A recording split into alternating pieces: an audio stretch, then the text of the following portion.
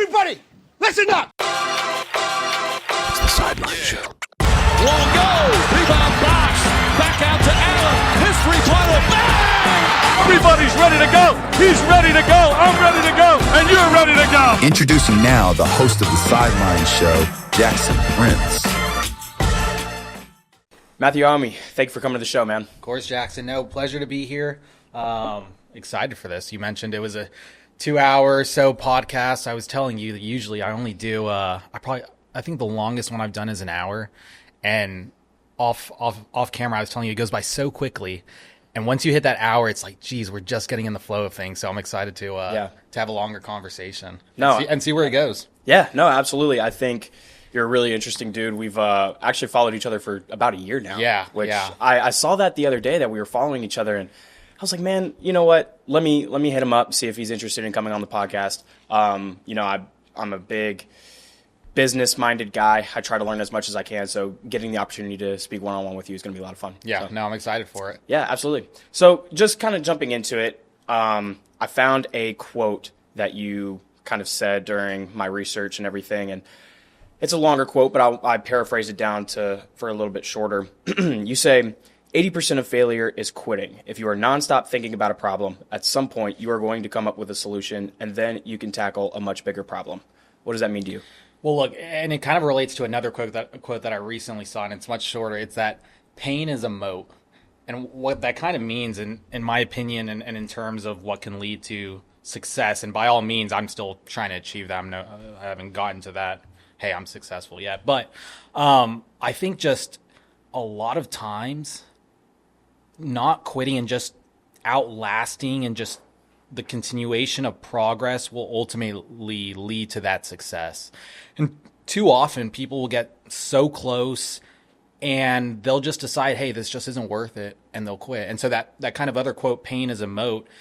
The more pain you go through and the more sacrifice and just the more you progress, the bigger a moat around you, because less people are willing to do that, right? So I think it's super fascinating and a key aspect, whether you're doing a business, whether you're pursuing a relationship, just whatever it is, a lot of times if you just keep on putting the effort in, you'll keep going, where a lot of people will drop off. Right. Yeah. With that, though, do you, now in the culture that we're in, a lot of people are propagating a work-life balance, and that it can kind of be unhealthy to obsessively go after what it is that you're chasing. Do you believe in a work-life balance? I don't, but I also don't necessarily know if it's healthy too. I just know that in order to achieve what you want to achieve, there can't really be that work-life balance. You can't, because you're competing with people who aren't closing the laptop at 5 p.m. and doing whatever they want to do. So when you've got those other players, and business it's a tough sport, right? Just like anything, just like basketball. If you're trying to be the best basketball player, you say, hey, I'm doing training these 4 hours a day, and then after that, I'm letting loose, I'm relaxing, I'm turning on the Xbox, I'm turning on Netflix, I'm going out with the friends, this or that. The other person who's going nonstop in the morning, take a break, 3 a days, whatever it is, they're just going to be better. And it's nothing that they genetically or that they grew up with or some born talent. It's just the fact that they have so many more hours than you. And so if I'm competing in this sport of business, and especially rideshare or media or whatever it is, you have to have enough hours to outcompete and to reach that success. And so it's like, how can you do that with work-life balance? Now, with that being said, if you're so motivated and obsessed and driven, that's kind of the balance, right? I mean, I've said this before. You kind of have to make sacrifices, but at the same time, I don't feel like they're sacrifices, because this is what I'd rather be doing than anything else. So am I really sacrificing anything if I'd rather be going hard and obsessed with this thing versus something else? So work-life balance it's a tricky thing. And I know people a lot of times, especially in our society and our culture, say, hey, it's important to not get burnt out. And I think if you do get burnt out, it might not be necessarily what you should be doing. I 100% agree. And that was actually going to be my next point, is that two things with that. One, when I was growing up playing basketball, it was the times when I got burnt out were the times when I realized that the kinds of training that I was doing, I just was not enjoying it at all. Yeah. But I still understood, and I had a dad that pushed me really hard, but I still understood that those moments are absolutely necessary because it allows you to, one, recalibrate, and two, you get a lot tougher going through those moments when you don't actually want to be doing the plyometrics and the weight training and running up the hills in 110-degree weather. Right? You don't want to be doing those things, but those are the things, like you mentioned earlier, that create the moat that other people aren't doing. Yeah, and it's not necessarily, look, when I say you have to do it, almost 24/7, be obsessed, all this stuff, it's not like I'm sitting in a room and I'm not leaving and I'm just constantly on my laptop doing this. It's more so, look, if I go to dinner with my girlfriend, or if I go out with friends, or this and that, I'm still just constantly in the back of my mind thinking about different strategies or different things that we could incorporate into the business, or problems that need to be fixed. Or just when I'm out with my friends, I'm always looking for opportunities. Let's say we're going out to an event at Coda or to a football game. It'll just happen where I'm thinking, like, hey, this would be a really good partnership for Fetii if we could collaborate with them and help them with their group transport. It's just always things like that. It's always in the back of your head, and you're always constantly, in one way or another, trying to progress your idea, your business, or your whatever it is forward. And so I think that's kind of the obsession that I think. It's not necessarily, hey, you can't go anywhere, right? You got to lock yourself in the house. So it's always kind of, in that sense, perhaps a balance. You can't be unhealthy, right? You still have to work out. You still have to take care of your body. So all those different things, but it's always in the back of your head, being obsessed with kind of that core goal and core vision, and having that dream of what could be, and always trying to figure out what can get you there. Right. Yeah. One thing that I've noticed is we talk about the Malcolm Gladwell 10,000 hour rule, right? One thing that I saw with basketball is that I'm a 6'1" white kid. The 10,000 hour rule doesn't apply to me because it's really 20 or 30,000 hours for me to even be able to compete. Yeah. Right. And what I've noticed is that it's a spectrum, especially in the world of athletics, because a 6'8" guy who is extremely athletic doesn't need to be as skilled as me because he can just do things that I physically can't do. But I have to be 7 times as skilled as he is just to even compete. Yeah. Do you think that's the same in business? I think so. Look, people are born with a bigger pool of network. Like for me, perhaps to raise capital, for example, to get investors was a lot harder than someone who maybe was born into a situation where their parents or whatever it may be already have those connections. But I don't dwell on it too much. One of the things that I hate the most is kind of the victimhood mentality. It's like, look, I could complain that other people have had a head start, but how much of a head start have we had being in the U.S., right? Not having to worry about food, not having to worry about shelter. So it can always be better. It can certainly always be worse. The best is what you can control, and just go from there. Yeah. You made a point recently that sometimes you'll make a business decision and then you'll come back 2 weeks later and you've changed your decision because you've learned something new. So how does the fact that you are constantly learning and constantly thinking about the business influence your business decisions? Yeah, I think that's one of the biggest things. Like you touched on, you can't quit, and the other thing is you can't stall, right? You always have to be, and that's one thing too, where I think a reason why we've been able to grow as much as we have is because I get really uncomfortable when things aren't progressing, when things aren't moving. It's like, geez, we're just being still and we're not seeing the growth we want. And so I think that uncomfortability as well, you can't get comfortable being uncomfortable, helps a lot. And maybe for your viewers and audience, I should touch on what the business is. Sure. So Fetii is, it started off as a ride-share product. Essentially, it's like Uber, but for groups. We have these 15-passenger Sprinter transit vans. Whenever you're with a group of anywhere 6, 7, and up, at that point, you would need 2 or 3 Ubers, Lyfts, personal vehicles, whatever it is. With Fetii, you can just order one of these vans. Everyone rides together, the same convenience, affordability as rideshare, but with the experience of everyone together. So that's kind of what started off. Started off that when I was in college at Texas A&M University.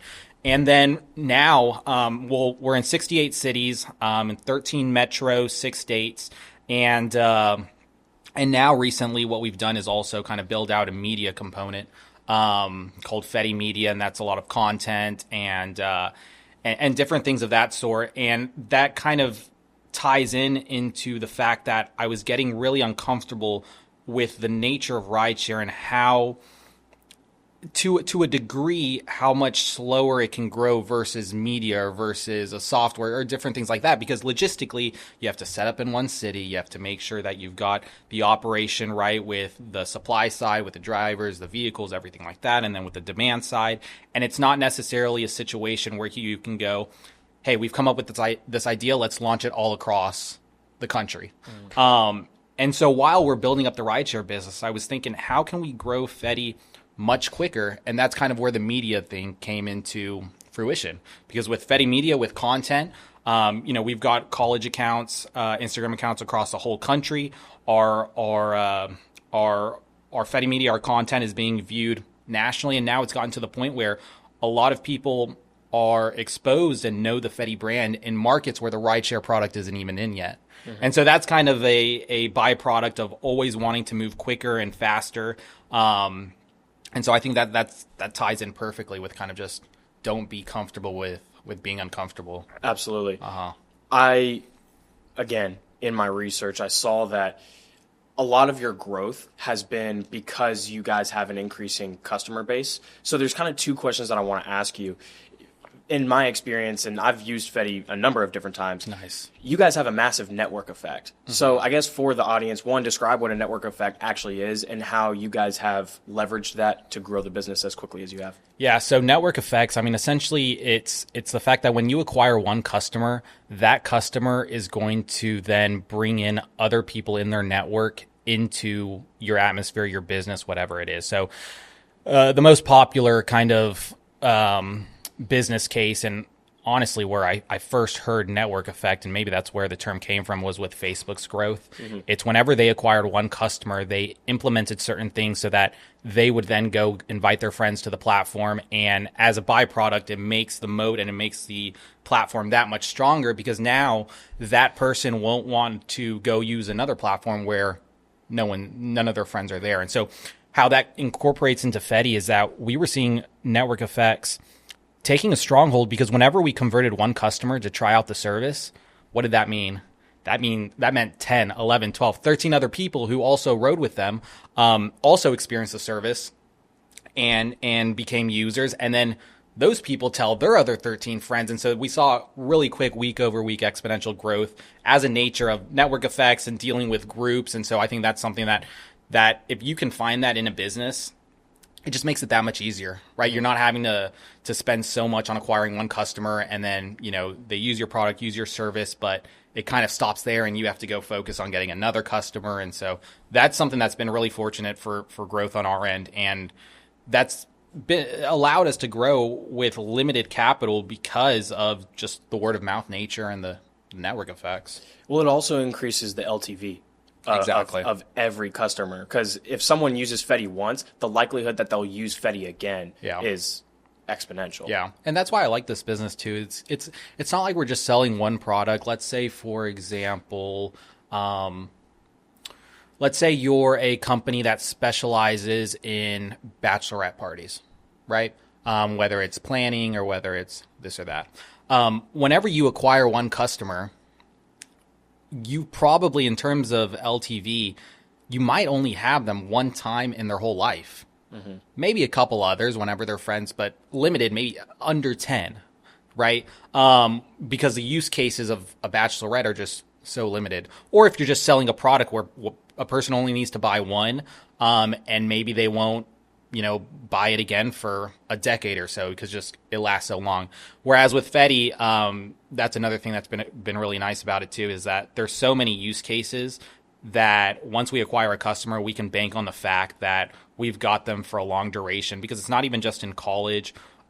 when they're using us, they'll graduate and then they'll use it for offsite corporate events, lake trips, weddings, bachelorettes, all those different types of things, concerts, festivals, that allows us to retain that customer for a long period of time. Yeah.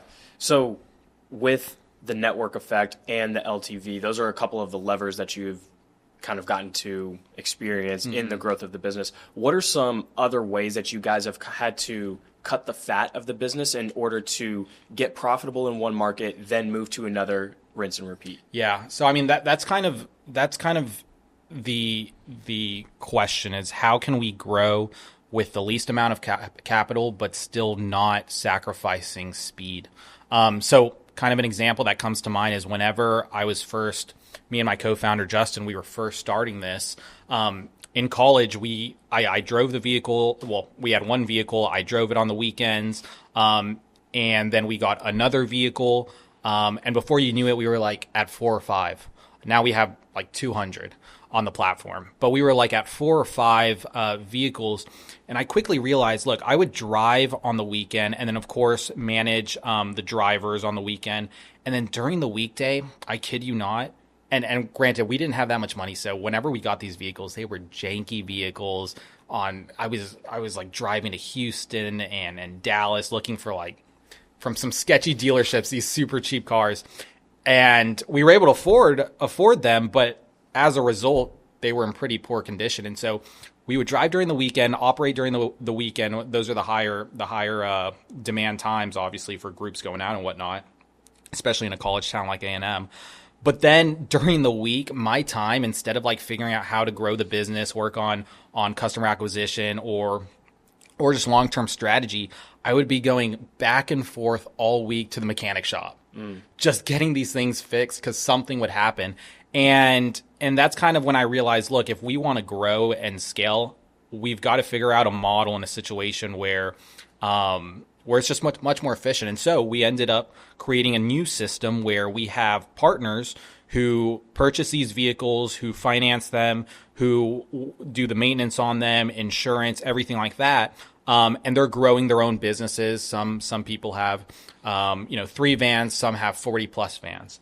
And what that does is that allows us to, they're earning money on their business, but what that does is allows us to focus solely on the customer and on the platform and on the technology and on the marketing and all these other things that give us competitive advantage by delegating and by restructuring the model. And so I think that's kind of whenever you're growing a business, it's how can you delegate and build systems and processes that allow you to move quickly, but also don't force you to go and have to raise tens of or hundreds of millions of dollars just to be able to grow. Right. I want to get back to the delegation point here in just a minute. But I want to ask you, as a young guy myself. Because you're 21, right? I am. I'm 28. Yeah, so you're young. Yes. Well, I mean, relatively speaking, yeah, you're young too. So yeah. But me running my own business and working in a couple other Tell me spaces. About your business. Yeah, so right now I work in real estate, right now wholesaling and flipping. We just got started. Literally the first decision I made was to go invest in education and hire coaches. Mm-hmm. That was the first decision I made after, of course, getting the LLC and everything set up, which is actually really funny because I tell some of my friends about the fact that I'm doing this business. And when I mention LLC, they're like, oh, wow, like you're actually really doing it. Good for you. Like you're taking the jump. Yeah. And one of the friends that I had this conversation with came and asked me one day, hey, Jay Prince, we're going out. Like you should come out with us. Is that what they call you, Jay Prince? Yes. All yeah. Right. Yeah, for the most part.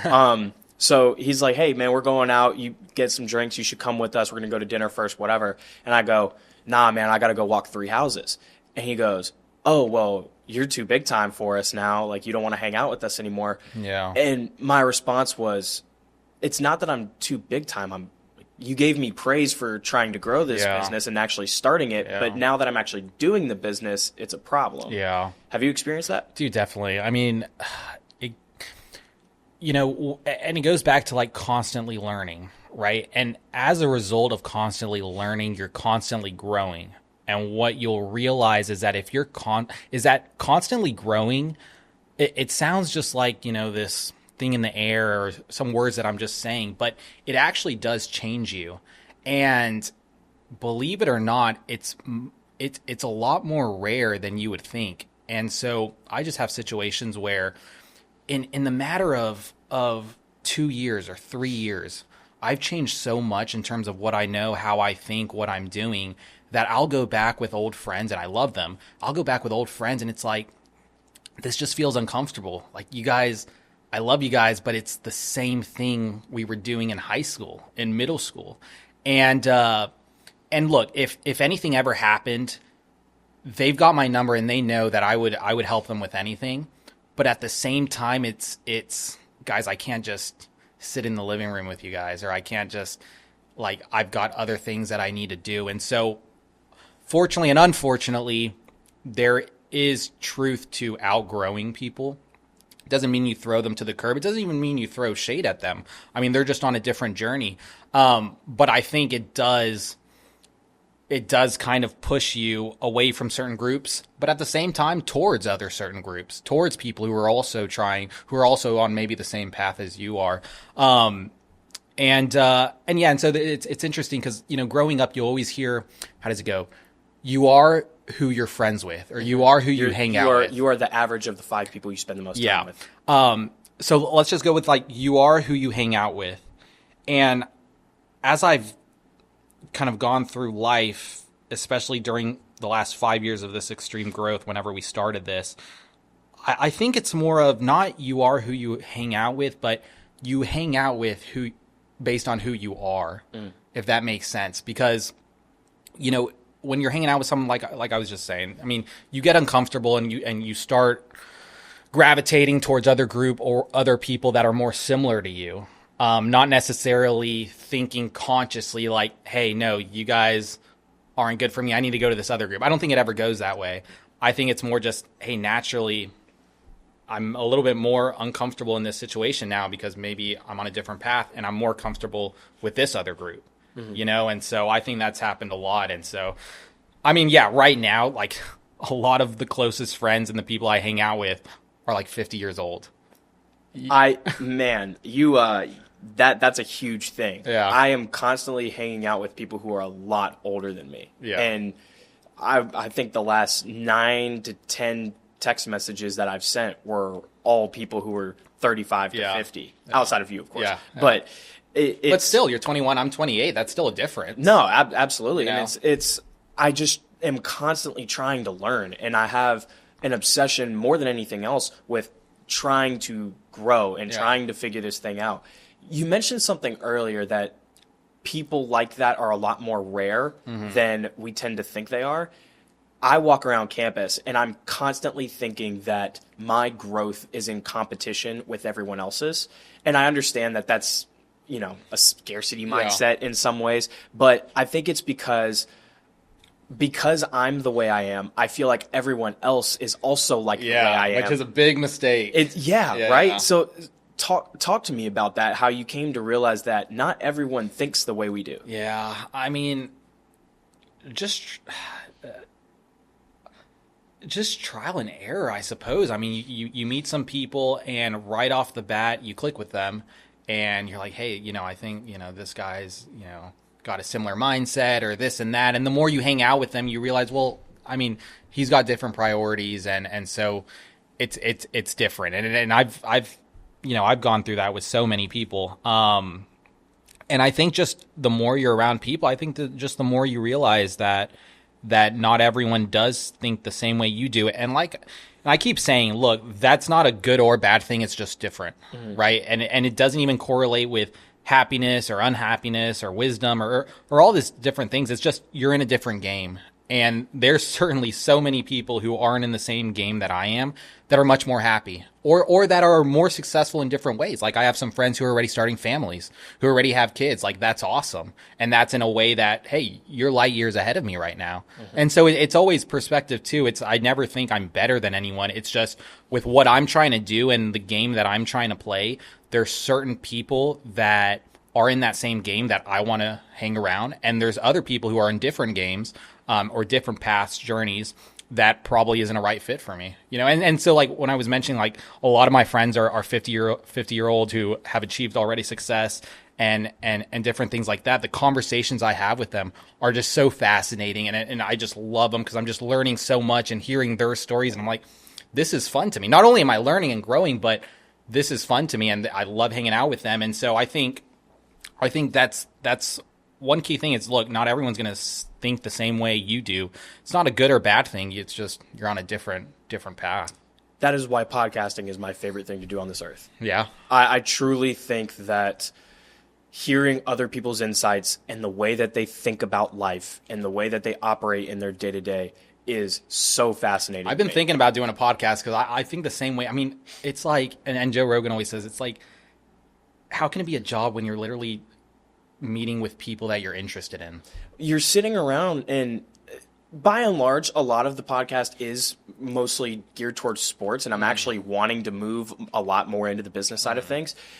But in those episodes, a lot of times you're just sitting around and you're shooting the shit with your boys. Yeah. And that is... Which there can be a place for that. Absolutely. Yeah. And I think that at the end of the day, podcast is for entertainment. And yes, I hope that the viewers learn and all these other things, but they're choosing to spend time with me and you because they feel like they're learning, but we're also relatively entertaining. At least I sure hope so. I hope I'm somewhat entertaining. Yeah. So that's why podcasting is my favorite thing, because I just get to learn so much and create awesome relationships. How many episodes have you done? This will be 32 or 33. And is it consistently each week, or is it just whenever something pops up? It's about 2 a month right now. I'm trying to gear towards 1 per week.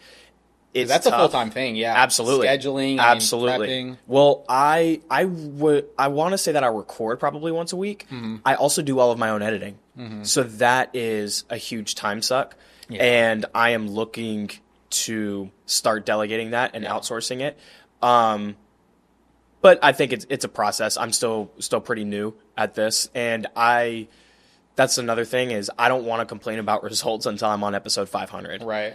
Because I understand that this is a volume game, and I'm going to need to be at this. I'm a year into this now. Yeah. I understand that I need to be at this for multiple years. Yeah, I mean, 30, and it's kind of one of those things. It's like, look, they say everyone has a podcast now, but how many people have a podcast with over 10 episodes? So, what's the stats? The statistic on it is 99% of podcasters don't get to episode 20. So in my head, I was on a race to episode 21 as fast as I possibly could. That makes sense. And when I hit episode 21, I felt this huge weight lift off of my shoulders, literally during the recording of episode 21. And I've actually recorded probably 40 to 45 episodes. A lot of them didn't get posted for various reasons. Like what? What's the reason? Well, outside of technical issues, either they talked a whole lot about something that they didn't want out there. Oh, really? But they spent 45 minutes talking about it. So it's kind of a waste of an episode at that point. Afterwards, yeah. Right. And I'm like, okay, well, let's get you back on later and we'll go over this again. But for that reason, or, maybe they got into some legal trouble and I want to keep them off the radar. Yeah. Not just for me, but for them also. Adding gasoline to the fire doesn't help anybody. Yeah, that makes sense. So those are a couple reasons, but yeah, I just understand it's a numbers game. And it goes back to what we were talking about. I mean, it's like if you keep on going and you don't quit, you're going to outlast a lot of these people, and it just increases your chances of success significantly, substantially. So yeah, but I've been thinking about in terms of when you were saying about editing and whatnot, we recently, so on our media side, we're doing a lot of content from around colleges and whatnot. And so we recently got a offshore editor in the Philippines to help with editing and stuff. And so that's exactly what you were talking about. That could be an option too. Yeah, absolutely. How has your content improved since doing that? Since getting the offshore guy? Obviously you can't just get someone and expect them to be perfect. It does take training, just like with anyone who you bring onto the team. And so now it's really well just because you can put out more content. Right before, when we just started Fetii Media, it was me and obviously the whole team has contributed greatly. But I had brought on a guy named Tim Hofacker to be our creative director and kind of head this media aspect. And so when we first started, it would be me and him going to the universities where our rideshare product is and capturing content there and figuring out what worked and what didn't. And after that, it was kind of like, all right, we kind of know what our users and our audience wants to see. How can we create a system where we can do more than just one school a weekend? So that's when we started making up systems and processes, delegation, and as a result of that, it's getting another editor to be able to produce more. So we're just not that limited. And so the fact that we're able to put out more content and get more content in front of our audience has obviously helped our growth on that side of things. And so I think it works out well. And look, and in your situation, if you have someone who's helping with that editing, that gives you more time, whether it's scheduling, whether it's real estate, whether it's anything else, to kind of work on that too. And so that's one thing too, where, as a CEO, I get, I'm in front of the camera a lot more than everyone else on the team. So it can seem like, hey, this kid Matthew, he's doing it all on his own. He's only 28. He's doing all these things. No one can do it by themselves. And I'm very proud of the team that we've gotten, that has been able to do what we've done, because I certainly couldn't do it by myself. And that goes from our core team to our offshore team to our 300 plus ambassadors across the country, to our videographers across all the country, to our drivers, right, to all of our partners. And if you can create kind of that system that allows you to grow your network and grow kind of essentially the team under your brand or under your business, you're just going to have that much more success. How do you go about hiring top level talent? I think that's kind of one of the skills that any business owner or founder or executive has to have. And it really ties into selling, right? You have to explain to them in a way and get them to understand that, hey, you've got really high skills. There's a multitude of places where you could go work, but this right here, the trajectory we're on, the rocket ship, the vision, the all the advantages that we have, this is the best place for you to be and for you to experience the most growth. And so it's just explaining to that. And if they buy in, then you've got someone who understands things the way that they need to be understood. And if they don't, then you just saved yourself a lot of time and headache. So if someone says, hey, I don't think this is the right fit for me, I think I'm just going to go get a high paying job at Google, right, or at Facebook or whatever it is, that it's like, all right, that's where you want to go. Perfectly, no hard feelings. Honestly, because you chose that gives me the understanding that this wouldn't have been the right fit for you. And that just the worst thing is when you invest so much time into someone and give someone the opportunity and it doesn't work out, and then you've got to figure out getting someone else in the role, and there's disruptions to the business and different things like that. So it's kind of the biggest thing is being able to sell properly. Yeah. In addition to the podcast and my real estate business that I'm starting up, I work with a sports media company based out of Austin. We partner with high school teams, AAU teams, tournament directors, mostly basketball and influencers. Mostly basketball. We do all sports. Like tonight, we have guys going to shoot baseball games. We have about a 40-person organization. Nice. Between software developers. I'm the CMO over there. Zariah is actually the COO. So, we've got a pretty big team. So is it management or content or what is it? All of it. So we have videographers, editors, graphic designers. They do a lot of the client fulfillment stuff. Mm-hmm. We also have project managers and social media managers that operate each of our clients that we work with. Mm-hmm. Since the start of the business, we've worked with over 100 different AAU teams, and I think 20 to 30 different high school and middle school teams. Okay. So we've worked with a lot of people, especially in the Austin and San Antonio area. We're now growing and scaling to Dallas and Houston as well. So with both the podcast and the real estate and that position, I have become obsessed with the topic of delegation. Uh-huh. So for me, whenever I start thinking about doing something, I immediately go try to find experts on it. One of the people that I came across was Tim Ferriss. Mm-hmm. Read through the 4-Hour Work Week in like 3 days and listened to a ton of different podcasts, read a bunch of different articles, and was trying to learn as much about delegation as I could. Tim Ferriss, remind me who he is. I know I've heard the name. Big podcaster. He wrote the book, The 4-Hour Work Week. I mean, those are in the 4-Hour Body. Those are really the things that I know him for. Maybe some of the audience will recognize that name from different places. The podcast, you would say, is the main thing? I would say so. He's more well known as an author. Okay. I would say, but the podcast has been. I think that's where I recognize him from, the podcast. Yep. Yeah. So he's really big in that world as well. He went on an episode with Chris Williamson recently. Yeah, I know Chris Williamson. Yeah. Yep. Not personally. I know. Right. Yeah. Another one of the guys that I look up to, especially in the podcast And he's here in Austin, isn't he? He is. Yeah. He is. Even though he's, got the British accent? Or Yeah, he's from the UK. Okay. He's from the UK. Actually, I think he just got his citizenship maybe like a year ago or so. Right, nice. But so I've become obsessed with this topic of delegation, and we're actually going through a rehiring process with Astra Hoops, which is the media company I work with, and I'm actually in the process of hiring virtual assistants and cold callers for the real estate business. So the delegation and the hiring process is something that I want to hear more about. Yeah. How do you go about deciding what to delegate? I think the way that I've done it, and people have different strategies, and it really depends on your resources too, which can be good and bad. So I'll give you an example. There's businesses who out the gate, they raise tens of millions of dollars, and they'll just go on a hiring spree. Find everyone find everyone they can for every little job that they can put someone in there.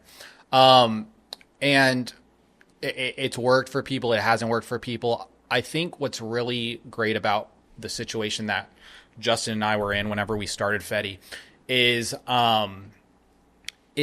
you would bring in people once you realized that once there was a pain point in the company, meaning the quality of work that I'm able to dedicate to a certain task, whether it's marketing, whether it's sales, whether it's legal, whether it's accounting, whatever it may be, is getting hindered because I'm wearing so many hats that it makes sense to bring someone on board to make that aspect more efficient.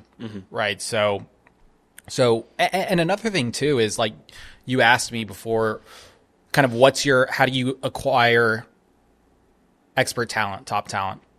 Most of our team, like me, are people who didn't have a lot of experience and rather had the right mindset and the right ability for to learn that attributes to growth. Whenever we brought them on, they didn't have a lot of experience, but they were able to move quickly and become experts in their certain fields. And I think that's really valuable as well, where if you bring someone who, let's say, and we're bringing someone on for kind of a director role for partnerships and sponsorships. We're building kind of an ad revenue within Fetii.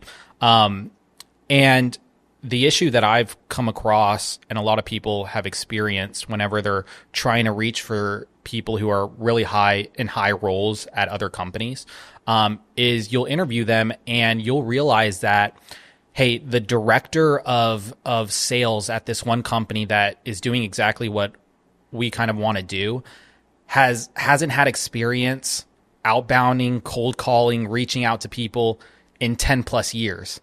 Because really, all they're doing is hiring teams under them, managing people under them. And if we were to hire someone to do that for us, they would come in and they would be like, all right, this is the strategy. We need 5 BDRs. We need outbounding. We need somebody to do client relations. And it's like, hold on, I brought you in to do this job, and now you're telling me that I need 10 other people. And so that's one thing too that I've seen is you need kind of those go-getters, and a lot of times those aren't the senior level people at other companies. So that's something really interesting that I found, where it's I think a big thing is whenever you're delegating and bringing people on, you're always looking for the potential in people, because those are the ones that can grow with your business where it needs to be and where it is right now. And then eventually at scale, you get to a point where they can hire their own team under them, but they've gone through every process in your company. And that'll allow them to delegate and to build the systems properly, because they understand what it takes for your business, versus someone else just coming in and thinking, hey, this worked at this company, this will work at at your company. Yeah. So it's interesting. I just finished reading The 5 Levels of Leadership by John C. Maxwell. I haven't read it. Really good book in terms of leadership. And what I'm hearing you describe is you very much take on the level 4, level 5 perspective. So the 5 levels are lowest to highest is position, permission, production, people development, and pinnacle. So you as the CEO, you're hiring people who you just said may not have a ton of experience doing what they're doing, but you're bringing them in to do the thing.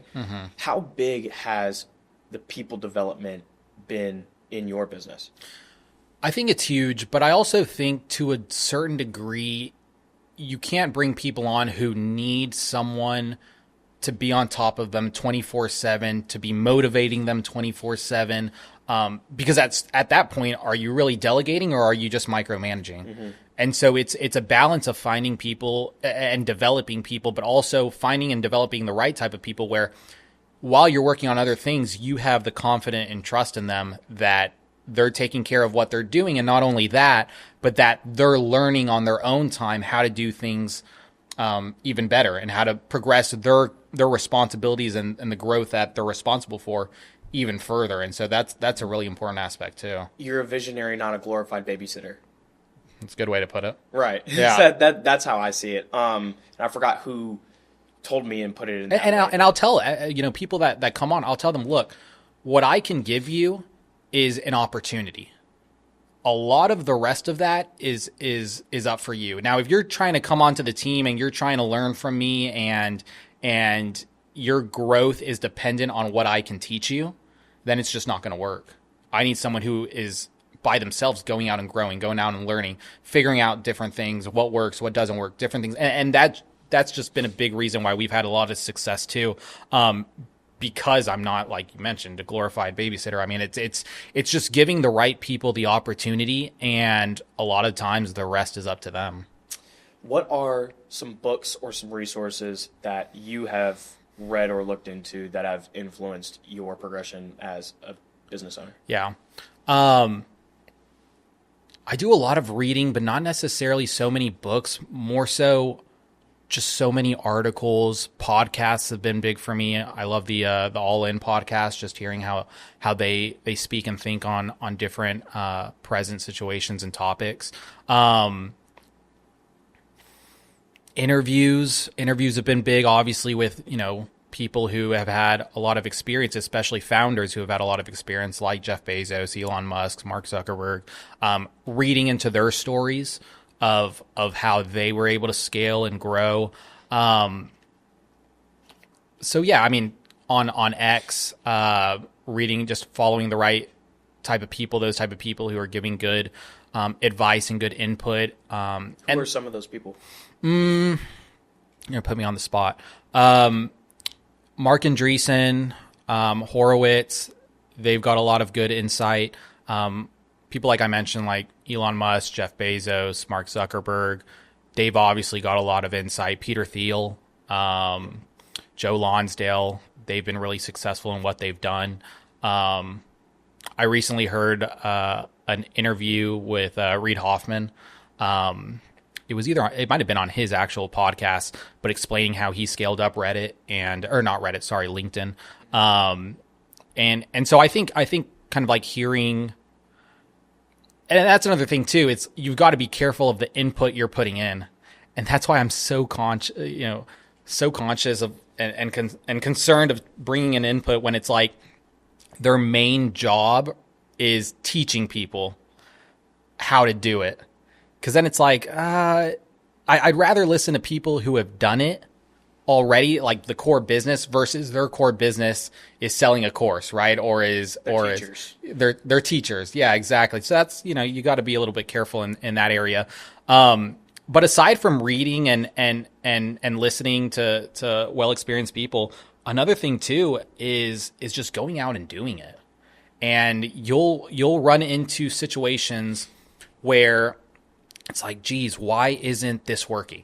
Like, let's say whenever we first started trying to pitch venture firms and raise capital, it wasn't working for us. Why isn't this working? And then you kind of use that problem to then go look at different sources and try and find solutions and how did this person do that. And so that's kind of a good aspect of learning, is by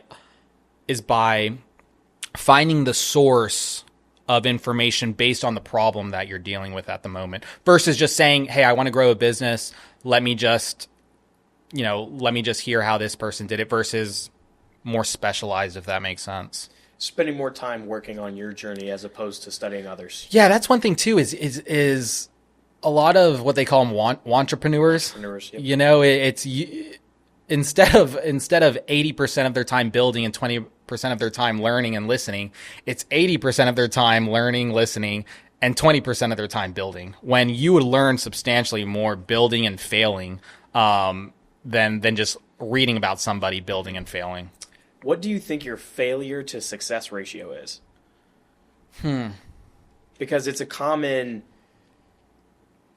lesson that a lot of business owners talk about is you gotta fail. Yeah. You gotta fail and fall on your face hundreds of times before you crack the bat. Yeah. Right. So what do you think that ratio looks like for you?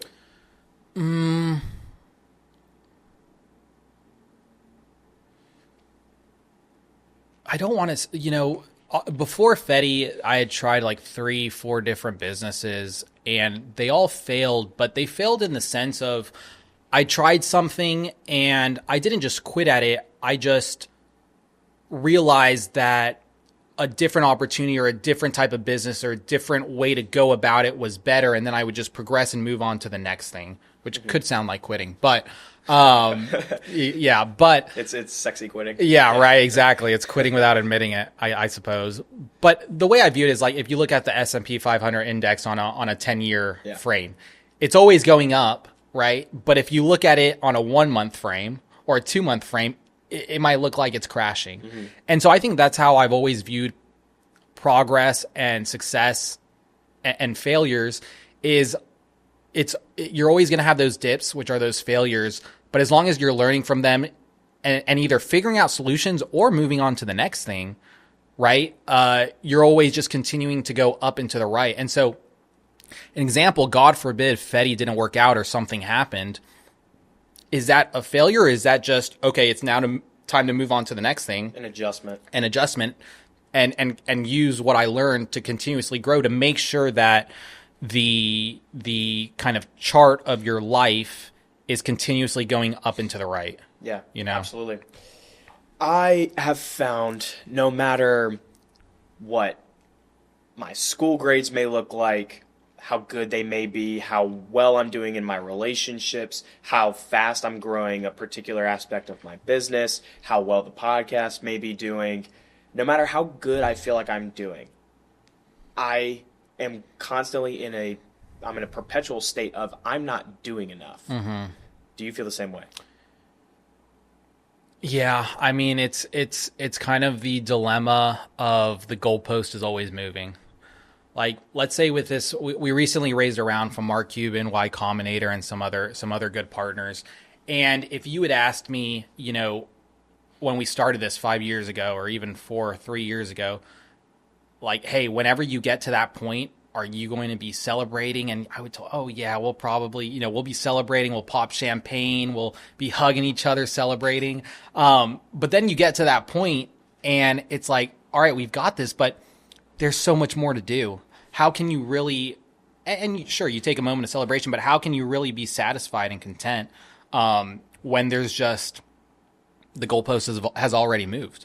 And it might have moved, right, a year before you got to that point. And so, yeah, I mean, I think you're always going to run into those situations where you thought something meant success, but you do realize that you just have to keep going, and you can't, like I say, you can't be comfortable because, and look, I remember Justin one time asked me, he's like, do you ever get imposter syndrome? Right. And so like imposter syndrome is the feeling that you have success, but you don't necessarily deserve it type of thing. And I told him, it's like, I don't have imposter syndrome because I don't feel like I've gotten that success yet. Right. Right. You don't have the required prerequisites Yeah. to have imposter syndrome. Yeah. It's like, I mean, how can I like, hey, I shouldn't deserve this or this and that when I don't even think I've gotten there yet, you know? So it's the ever evolving cycle of the type A personality. Is that what it is? That's how I frame it. What is type A personality? How's that defined? Well, I'm not a psychologist, but the way that I understand it is you are a go-getter. You are constantly trying to chase your ambitions. You are extremely outgoing. It's the type of personality that most business owners, at least successful ones, adopt. And most of the time, it is an inherent thing. I have seen people develop into a type A personality, whereas the inverse of that would be a type B. It's the very reserved, cautious, want to be the safety net kind of person. Type A is a lot more risk takers, and we're out there shaking hands and putting in the grunt work and sweating. That's how I define it. Yeah. And I would say I've got a little bit of both, honestly. The type A, obviously, being having that aspiration and goals, but at the same time, just wanting to make sure that the foundation is somewhat strong to get you to the next point.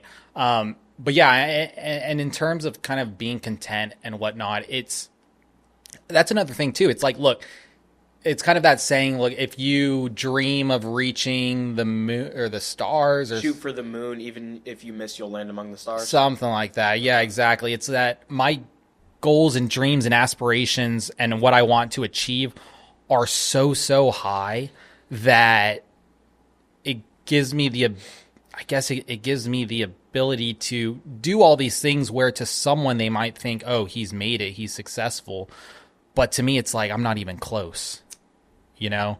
So it's an interesting journey. I mean, all of this is, and that's the thing too. It's like, look, we could have another podcast in a year, and my perspective and advice and everything could be totally different. Absolutely. You know, you're just you're learning so much and experiencing so much that, you know, your things are always evolving, always growing. So I always, there was one LinkedIn post I wrote one time. It's like, I gave some advice, and some feedback based on, you know, what I've done so far. And at the end of it, I said, look, everything I said could be BS. Time will tell. I'm not sure. You know?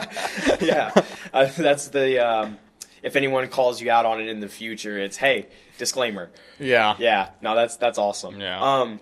You have another quote that I kind of paraphrased, and I apologize for doing this, but you're making me sound like a philosopher with all these quotes. Well, I try to take these really big ideas and break them down in their simplest form because I'm a dummy and I want to understand them. You say, you are either going to do it or not. Entrepreneurship is an avenue that could allow you to live a big life, but the attraction of the entrepreneurship lifestyle is false advertising. Yeah, I mean, it's so glorified nowadays, whether it's media or just from the perspective of someone outside looking in. I had, believe it or not, I was walking my dog near UT's campus, and I was getting into my car, and I had a student recognize me, and he came into my car, or he came to my car while I was to the passenger window, and he's like, "Hey, you know or first he said, 'Hey, is this your car?' And he said in a way of disbelief, and I drive like a 2015 Honda Accord, and I was like, "Yeah, this is my car," and he paused a little bit. He's like, "Oh, well, what's your advice for success?"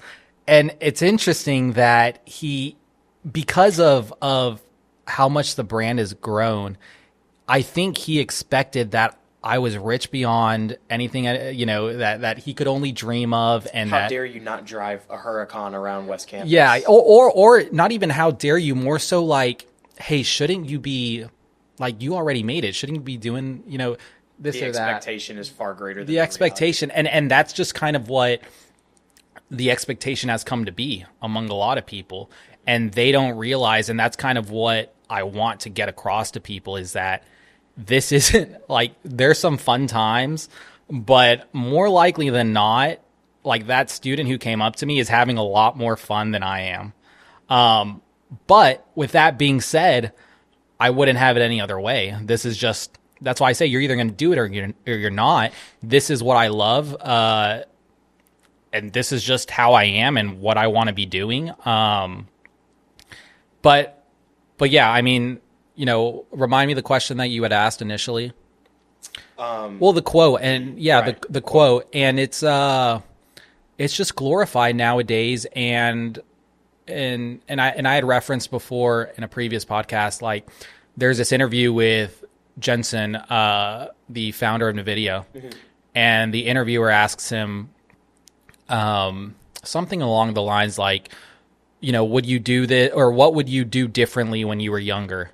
And he says, well, I don't know if I would have done all this, because the stress, the emotional stress, the sacrifices to friends, families, all these different things, is just so difficult and so much and so heavy that it just takes a large toll. And another thing too is people will think, all right, I'm going to start this business, and once it gets to a large scale, let's say they think where Fetii is, then it's going to be easy. Like driving the buses, when you're younger, and making those sacrifices will all be worth it once it gets to what Feti's is. And it's like, that's really not the case. If anything, I had a lot less stress when I was dealing with 5 vans, 5 drivers, and one city and this and that, because the bigger and larger you grow, the bigger the issues and the hurdles and the bigger the stress, right? The bigger the problems. That's something Hormozi talks about a lot, is you get better at slaying little dragons, but the more little dragons you slay, you have to start facing larger and bigger dragons. Yeah. But that is actually the culmination to an epic story. Yeah. And so, no, that's a good point too. It's look, it makes for a good story. I mean, I'm going to be able to tell my kids and just stories that I'm able to tell now. I'll be able to tell even different ones 5 years from now, hopefully. Look, it makes for an interesting life, and we've only got one life, so it might as well be interesting. I agree. Were you always, I don't want to assume that you're this way now, but working a normal job, were you ever afraid of working a normal job? No, and if that's why a lot of my friends from elementary, middle, even high school, even college, I mean, even college, they're surprised by where I am now, and so I'm not going to say, look, I was this prodigy that from a young age I always knew. I was just, doing normal stuff, just having fun, not thinking about anything like this. And it's just in the last kind of 6-7 years, there's just been so much growth where now somebody outside looking in who didn't know me before must have thought, oh, he's always thought like this. He's always been like this. Right. So I don't know if there's certain things in my childhood or certain natural, you always think about nature versus nurture. I don't think if there was anything like maybe there's something in my genetics that made me predisposed to take certain variables or certain factors in my childhood that have led me to this point, if that makes sense. I don't know if that's the case or if it's just something I grew in, I learned, and just with being in the fire, you start to be able to handle it better and then think about things differently. And I've had conversations like this since the beginning of this journey with Justin. It's always like, why are we the way we are? And that's a psychological question that very metaphysical. Yeah, I have no clue. There's at some points I've thought certain things, at other points I've thought others. So it's hard to say, but growing up I wouldn't say there was anything special. Yeah. Were your parents ecstatic about the idea of you driving the bus? So my parents got divorced when I was, freshman year of high school. Okay. And with my dad, I don't have that good of a relationship for a variety of reasons. And so that wasn't really a factor. Granted, he was an entrepreneur himself, very hardworking, very smart. didn't go to college, and even incentivized me to not incentive, but really made me consider when we did have a relationship. He didn't even necessarily want me to go to college. He would have rather, hey, just come work for my business and get knowledge that way, or go join the military to get discipline and routine, or go work on the cruise ships. He grew whenever he's from England. Whenever he left England, he worked on the cruise ships, and so he learned a lot about people, about selling, about just people relationships that he believes helped him a lot in his business. I guess, always then I was I never felt like, hey, they really believe I should have this one route. So because of that flexibility, it made me maybe make this decision easier. On my mom's side, super supportive. She just obviously just wants me to be happy. So when I told her, hey, I'm going to give this a shot, she just wanted to make sure I was happy, and it's what I wanted to do. And she's been super supportive. And that's something that I've been very grateful for, that I didn't have to have that internal fight with family. Because that's just a whole nother distraction. You'd rather, hey, I'm going through enough stress that if I had to go home and deal with that type of stress, that's not helping anyone. So Fortunately, I always did have that support from her. So that's been really helpful. Yeah, my dad is an AP physics teacher at my old high school. I actually took his class, that was an interesting experience, to say the least. And then my stepmother is a counselor at the same high school. Did he give you good grades? He did, but he made me work for it. All right. I mean, I graduated as valedictorian. I didn't know that. Nice. Yes. Well, how big was the school? My graduating class was 1,300. All right, so that's no joke. Sometimes you hear, valedictorian and how many people, and you it's have like to ask 20 the class people. size, Yeah, right? Yeah. I mean, it was 4 years of constant sacrifice for a 5-minute speech. Yeah. So the speech itself might be one of the coolest moments of my life, if not the coolest. But after that, no one cared. Well, I had an interesting scenario too, because the night of my high school graduation, I said the speech. Graduation started at 8 p.m. I had to be, because I came to Texas to play basketball originally, I had to be on campus at freshman athletic orientation the next morning at 7 a.m. So my time of reveling in the success of being a valedictorian, whatever that means, was about 3 hours. Yeah. So it wasn't, it was cool. Yeah. I'm glad that I did it because I knew that I could, but yeah, that was never like, I mean, it was a goal at the time, but ever since then, it's just been, I'm glad I have the video of the speech. Yeah. Yeah, it's a goal. It adds to the journey. It adds to absolutely. The story. Yeah. Well, it's also funny because I'm very contrarian of the current school system. And given that both of my parents are teachers and I'm valedictorian, it was like, I was actively in high school talking about how Rockefeller created the school system because he wanted to create a nation of workers, not thinkers, and how, this is all like just a setup. And like, I'm going around to my teachers and I'm saying these things, and they go, when you were in high school? And they go, because I started my growth journey through the entrepreneurship route, I was maybe a sophomore. That's early in high school. That's before I was ever thinking about my high school basketball coach. Great guy. Actually, he just won his 5th or 6th state championship the other night. Nice. So he sat me down, Duncanville High School. Okay. Yep. He sat me down and we had a conversation, and he kind of asked me, Jackson, what do you want to do with your life? And I told him, well, maybe I want to be like a high school basketball coach, come back, win some state championships. I think that would be pretty cool. And he goes, that's what I do. Like, you have a lot more potential than that. And he goes, why climb the ladder when you can own it? Yeah. From that moment, I don't know what my life would look like if I had never had that conversation. Yeah. No, and that goes to the point of like the advice that my dad was giving me in terms of opening my eyes to where when you're growing up, you always hear, okay, do good in high school, and then you go to a good college, do good in college. That you hear kind of the system and the process. And I think one huge thing if people want to get into business or want to do entrepreneurship or just want to do their own thing is to kind of throw that all away and and throw kind of the system, the process that we've been taught from a young age, right? If from elementary school, probably, throw that out the window and just kind of forge your own path. And look, that all these different things that we're talking about, if you do one, it doesn't necessarily mean you'll have success. But if you do all these different things, you increase your chances substantially, because the other people are more likely than not doing all of them.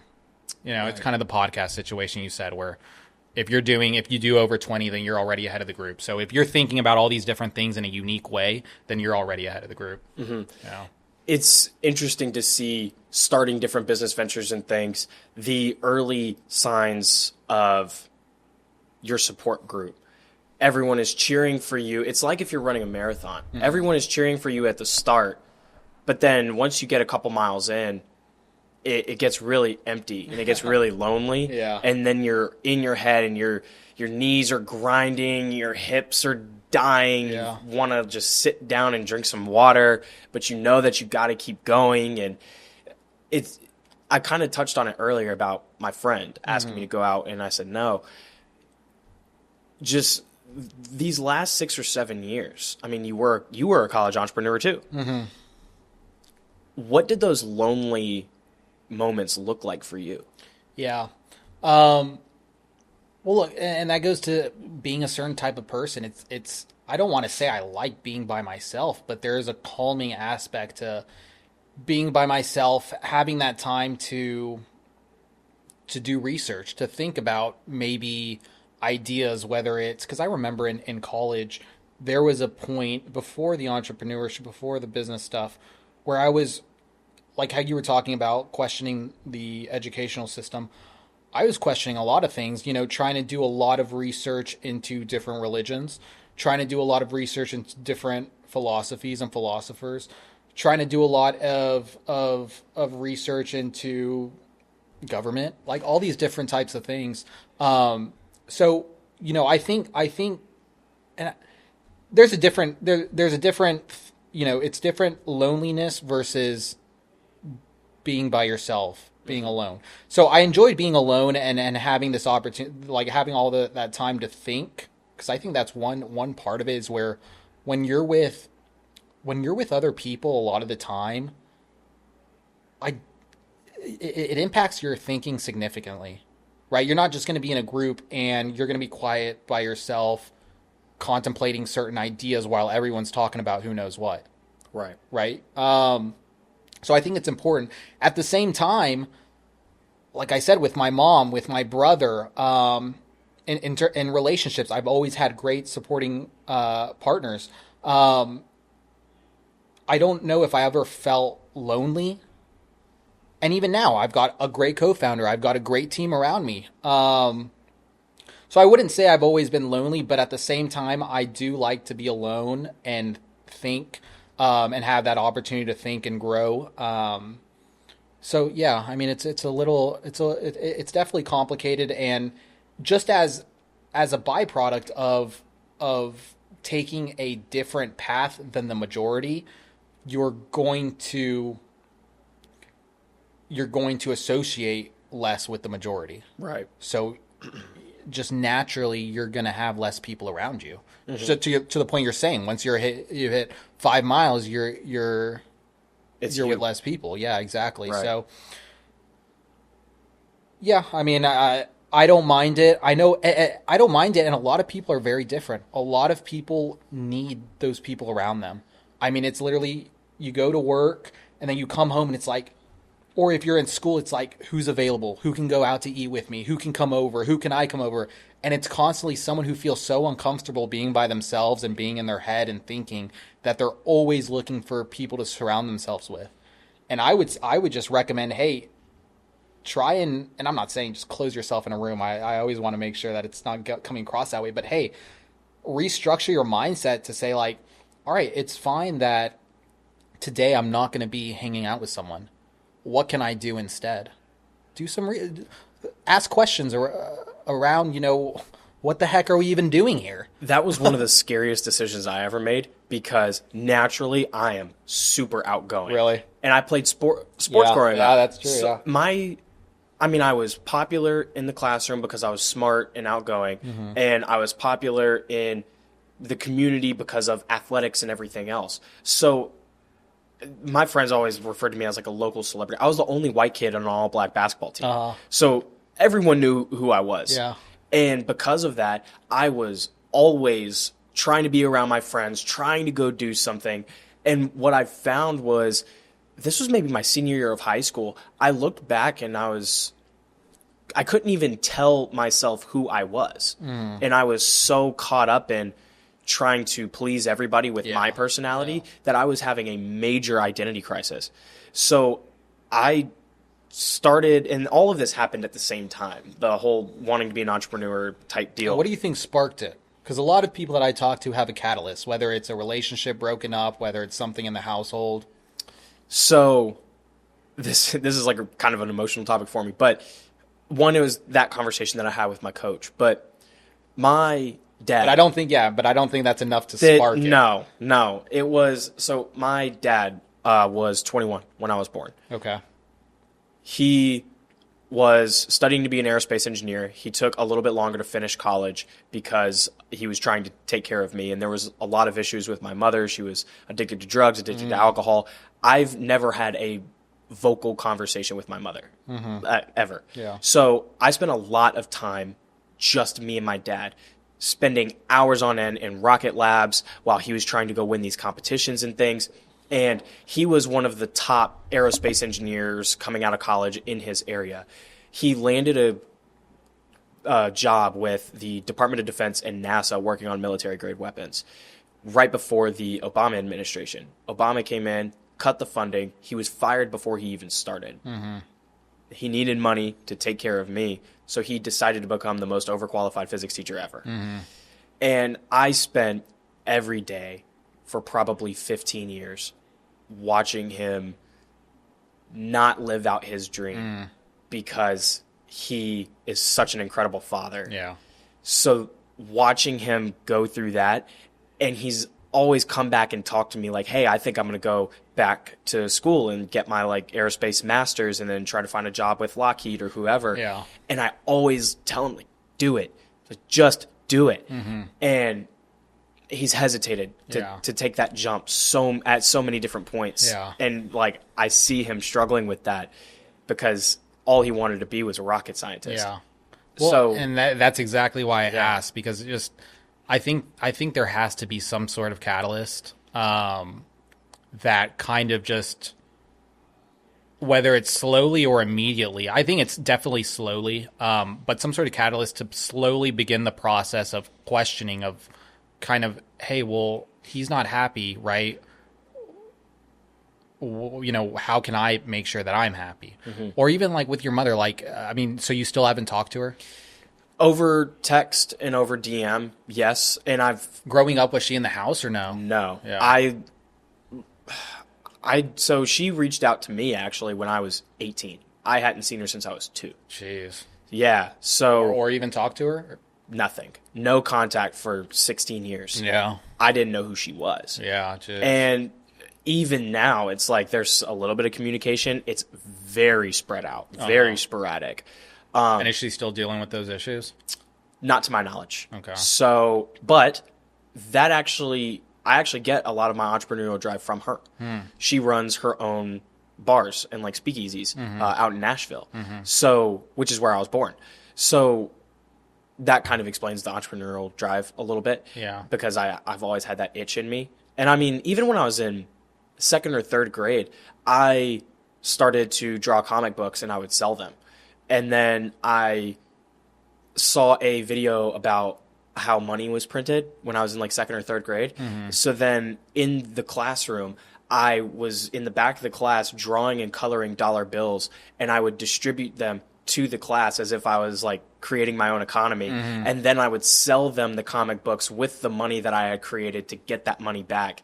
And it was all of these little creative aspirations and these economic aspects that I was like creating in my own classroom. And then someone one of my best friends, also named Justin, at the time, he started to draw comic books as well. And then there was like that competition aspect, and it's like, whose comic books are better? How can we sell more? Yeah. Who can charge more?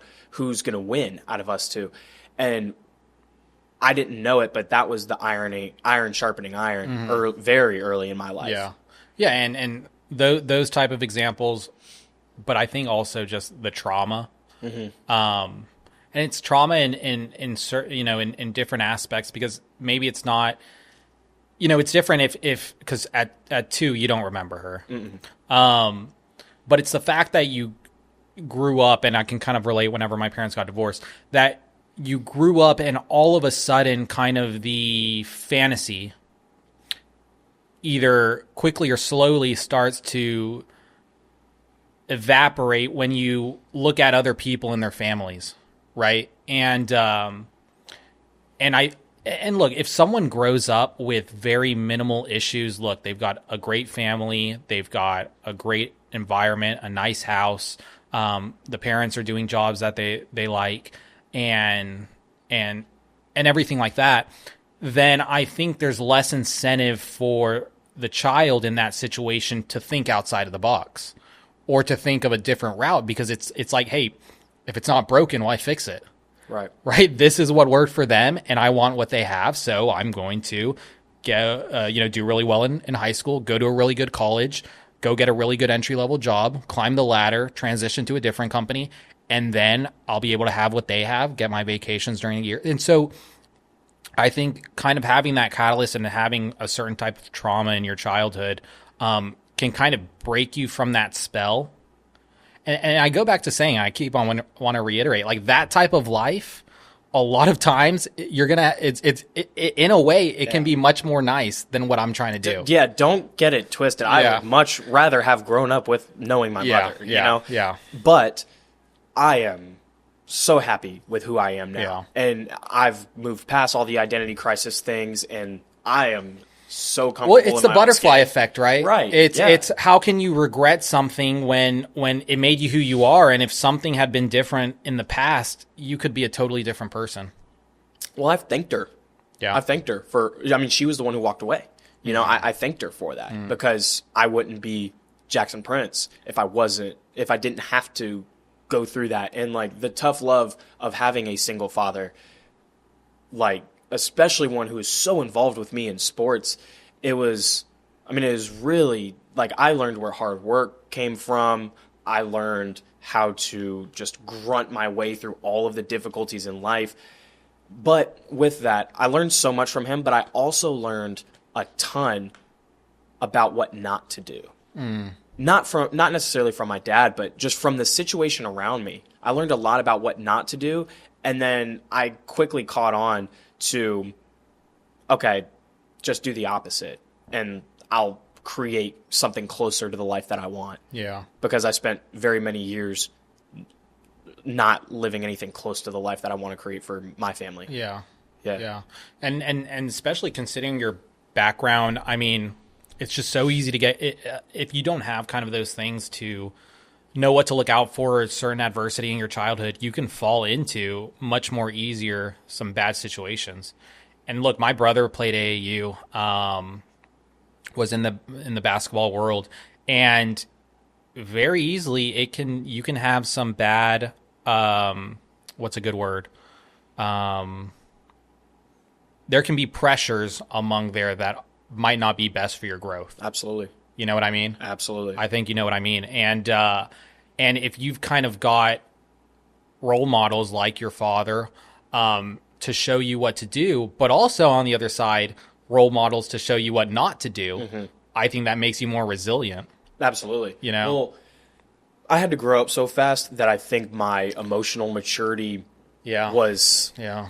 I was told that my emotional maturity was a lot higher than that of my age. Because you had to. Right. And it's because I had to. But because of that emotional maturity, I realized these guys are doing the things that they do because they're not comfortable with who they are. And they are, I don't want to call them weak, but they are susceptible to those societal pressures. Yeah.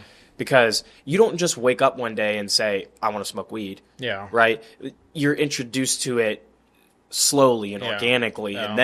and then one day you choose whether or not you're going to. Yeah. And it's little things like that, and when I was a freshman, Not only in whether high or not you're going to, but also whether or not you're going to continue. right, totally, yeah, totally fair. And when I was a freshman in high school, this is a perfect example of hanging around with the wrong circles. But when I was a freshman in high school, one of my closest friends, he was a football player, really good, probably would end up playing in the NFL.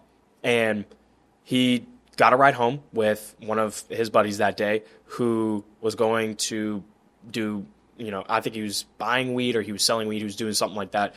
And I think he was selling weed. And he rolls into this apartment complex. My buddy's in the passenger seat. And he goes to sell these two guys this bag of weed. Well, they pull a gun on him and they start shooting crazy. No way. And the guy... How much was it? Oh, man. Like enough to shoot? No, it was nothing. Maybe enough for a couple joints, but guy starts running back to the car. One of the shots hits my buddy in the head, and he dies that night for something that he himself was not even involved in it. Yeah. And that just really shook my entire friend group. Yeah. And from there, I think a lot of my friends we don't hang out with those people. So that was did beneficial. they stick to that?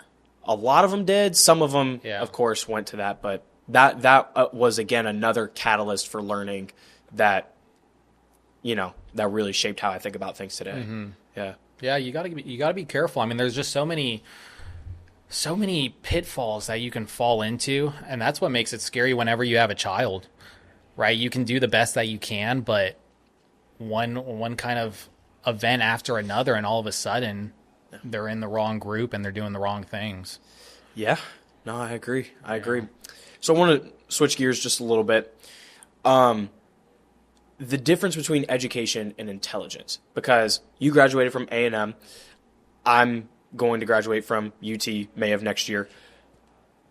Learning can be defined as same behavior or same condition, new behavior. And intelligence is the rate at which you learn.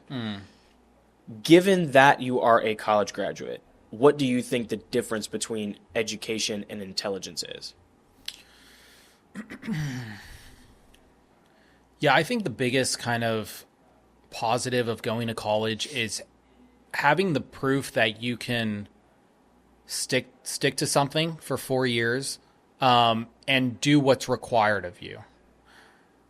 Now, with that being said, I don't necessarily know if the content you're learning plays a big role into certain things. I mean, if you ask me, what did you learn in class at A&M, I couldn't even tell you. Like, what's your major in? Economics. Okay. Yeah. So you're in a major where you're supposed to learn. Yeah, and look, don't get me wrong, I was learning. And maybe some people are different from me, but I can't remember what I was taught, And so I think in that sense, college is good. But to your point, in the definition you gave for intelligence, I think that's obviously the most important, is at the rate at which you learn. Because in college, it's the same type of learning, memorization, concept understanding, right? And then it's just use it for different things, for different classes. All the way from high school, you have to memorize kind of I can't even remember things we learned in high school, but but memorizing things about the Pythagorean theorem, exactly, different things like that. And then you go to college and it's different concepts, but it's the same learning processes. Still memorizing, still reading out a textbook, learning that way. Whereas outside of the classroom, there's just so many more inputs and variables and unique situations that a classroom can't teach you, right? Like dealing with people, right? Like dealing with somebody on the team, an employee who's stealing or who's lying, or or from a business competitor who's trying to sabotage. That stuff you can't learn in the classroom, and that's stuff that you have to very quickly use your intelligence in the using the definition you said of learning quickly to figure out how to approach those situations in a way that makes most sense. You can't go full storm because that could create chaos. You have to go at it in the right way and maneuver in a certain way that will protect your kind of incentives and goals while ensuring that it doesn't bring kind of the ship down. And so it's just so many different things that I think a classroom can't teach you. Now, with that being said, I might be a little biased because, whenever I'm hiring someone for the team, I don't necessarily care where they went to college, nor necessarily their grades. And look, I've hired people that didn't go to college. But it's a great stamp of approval that, hey, if you did go to college for 4 years and you made it out with a diploma, then you might be a little safer, right? Not based in what you know, Right. but based more so on the person you are. Right. Like, it's a little bit, if you've got situations at home or if you're dealing with drugs or this and that, it makes it harder to get through 4 years of college and get that degree. So there's kind of a little safety buffer in there. But I would say, yeah, I mean, the intelligence part, the speed at which you learn has to be one of the most crucial things. Yeah. Crucial. I agree. My frame of mind around college, obviously I came into it as an athlete, not playing basketball at UT anymore, but I'm still attending the school. There's 3 things for that. One, I think that the act of learning, I do learn more outside of college than I do in college, but the additional learning that I get teaches my neurons to fire faster. So from like an actual psychological standpoint, it's beneficial. 2, the fact that I'm at UT gives me access to a network that I wouldn't otherwise have. Yeah. That I can leverage and am leveraging for things that I want to do later. And then how do I want to phrase this? Like, I just use it as a springboard for conversation. Because people will ask me, well, hey, you're in college, right? You're 21. Yes. Where do you go to school? UT. Yeah. And then they think UT, this place. No, like University of Texas, Longhorns. And that's always great when I mention it. It does help in that. In the basketball context, it's great because they're like, wow, you were good. Well, think about it. If you go try and raise capital from investors, hey, you didn't go to college. Like, all right, this is a little bit riskier than if you did go to college. Right. So in those aspects, definitely that stamp of approval does help. Sure. But I remember when I was at A&M, I had classes where attendance wasn't mandatory. Yeah. And did you still go? No. No, it was I would go for the tests and I would study really, really hard at the library 2 or 3 days before each test. And it was if you read through the textbook, wrote down notes, did the things that are on the textbook, you did just fine. But that's another aspect too where a lot of the learning, I was in my apartment trying different things out, right? So it's there's pros and cons to it. And I guess I wouldn't tell anyone don't go to college. But if you do go to college, and I tell my brother this too, if you do go to college, don't just be content with just getting the good grades and that's it. There's more you can make out of your time there. Like, you're in school right now and you're doing all this other stuff. Yeah. I I don't think you have to go to college and that's all you have to do. Right. Ray Kroc says that the world is full of educated fools. And I just think that's hilarious because, like I mentioned before, I am very contrarian of the current school system, and there are things in my life that I want to do about that. But I don't know. I still think that in a lot of ways it is very beneficial for me to continue to attend college, and obviously you think the same. Yeah, So. yeah, and look, I mean, you're here for 4 years. It's not your whole life. And there's been so many success stories. It's not like, hey, you have to start in high school or you have to start in college. There have been so many successful entrepreneurs that started when they were 40, 50, 60 years old. Right. So there's never, hey, if you go to college, you're going to waste your 4 years and that's that. Right. Right. So, yeah, I mean, there's different ways to think about it. I would just say be efficient and don't don't just say, okay, after 4 years, then I'm going to start thinking about stuff. Because a lot of times, if anything, the longer you go in life, the more things come up, whether it's a more difficult job or family comes into play or serious relationships where you don't have that time to think, to question, to build.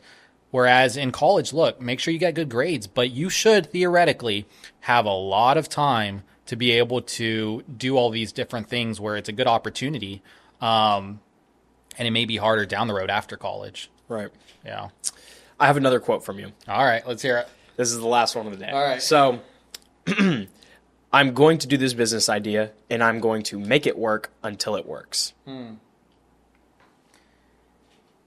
Yeah, I mean, look, I did mention that I had other business ideas before and they didn't work. So I might be contradicting myself on the quote. But it just goes to, it's like, and I hate, even people close to me, I hate when they tell me that I can't do something or that something can't be done because a bigger competitor, let's say Uber or something, had tried it and it didn't work out for them. Or just different things like that. I hate that because I really do think, and it sounds cliche, but I do think anything's possible. And there's a really good quote. It's not mine. It's either Mark Andreessen's or Ben Horowitz's quote, but it says, the world is a much more malleable place than you think it is, that it can be shaped by you much more easier than you think it could. And I think it really is. If you go out and you try a certain situation or as small as reaching out to someone who you don't think, it's like, for example, there were situations where, let's say it was with Mark Cuban, or right, where you would say, oh, there's no way. I mean, you know how many emails he gets? Why are you going to send an email? Or you know how many deals he gets pitched? Why are you going to send it? It's like, look, maybe it doesn't work, but I'm still going to give it a shot. And fortunately it worked out. Right. And you could do that for so many different things. And in that sense, it's like, no matter what, I'm going to make it work. And if it doesn't work, I'm at least going to try and make it work. And a lot of people, they'll just stop whenever somebody tells them, no, that's not a good idea. That's not possible. Another example, Y-Combinator. They're a venture firm accelerator based out of San Francisco. They were the first investors in Airbnb, Instacart, DoorDash, what was Cruise, Coinbase, a lot of great companies. Whenever you pitch your idea, there's so many people around the world who want to get an investment from them. And I want to say the acceptance rate is like 1.25%, at least for the batch that we were in. 1.25%. I mean, those are pretty bad odds. And the application is no joke. I mean, you've got to put some time and effort into it. And then if you get approved on the application, then you have to do an interview, and even then you still haven't gotten it. And so if I had listened to people like, hey, there's no point in doing it, like it's just wasting our time, then I wouldn't have gotten that investment. And on top of that, we got rejected from Y-Combinator 2 or 3 times before we got in. Right? That second or third time, let alone the fourth time, you would have called me crazy. Right? But it's like, look, this would be a really good thing for the company to have. And honestly, in the situation we were in, this was closer to COVID when things were not good for group transportation. It's like, hey, we need a break like this. We need something like this. And so we kept on doing it, and finally we got accepted, got the investment, helped us stay afloat and get us to where we need to be. And that's just kind of the persistence that is needed from someone in the role. How do you get Mark Cuban to invest $7 million into your business? Yeah, so with Mark Cuban, that was a lot of a result of the hard work that we had done that allowed us to get into the door easier. So Mark's daughter was a really big Fetii user, and told her dad about us, and that kind of got him familiar with the concept, and that, hey, there seems to be some product market fit if my daughter is telling me how great it is and how much her and her friends are using it. On top of that, we found out that Jason Kidd and some of his staff were also using Fetii in Dallas. And so with all that knowledge and all that support already on them, I reached out to him, said, hey, your daughter reached out to us. She's a big fan. Also, your coaching staff uses us. It's a great product. We would love to work with you and the Dallas Mavericks in taking care of their players, staff, transportation. And his reply was along the lines of, yeah, I heard about this from my daughter. Partnership sounds great, but I'd also prefer to invest. And there you go. What were the emotions like when he sent that email back? Excited. I mean, we were very excited. But you've gone through so many lows and disappointments that even when that came back, I was like, this probably won't happen. Really? Yeah. And even with the Y-Combinator stuff, you apply the second, third time, and you have so low expectations. We probably won't get it. And anyways, with the Mark Cuban thing, it finally did end up going through.